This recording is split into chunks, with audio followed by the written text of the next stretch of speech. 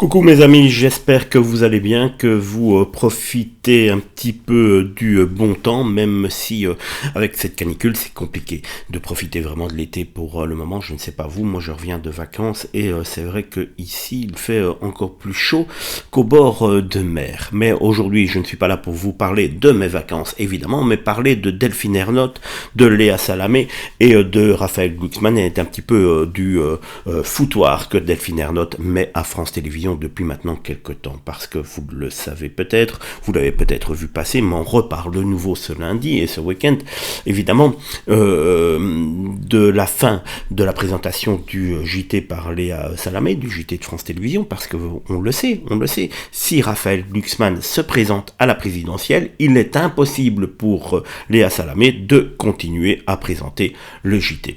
Elle le savait, Delphine Ernotte, elle le savait très clairement que Raphaël Glucksmann se présenterait à la présidentielle. Alors lui, il a beau essayer de repousser le maximum pour que Léa Salamé puisse continuer à présenter le JT le plus longtemps possible, mais on a tous compris son manège, on a tous compris qu'il voulait attendre un maximum de temps, on a tous compris qu'il allait se présenter, et on a tous compris que Léa Salamé va devoir dégager et qu'il va falloir de nouveau pendant un an retrouver exactement de nouveau une personnalité pour présenter le JT. Elle le savait il y a un an, on dirait vraiment qu'elle a choisi la personnalité qui allait poser problème, Delphine Ernotte. C'est comme cela depuis des mois.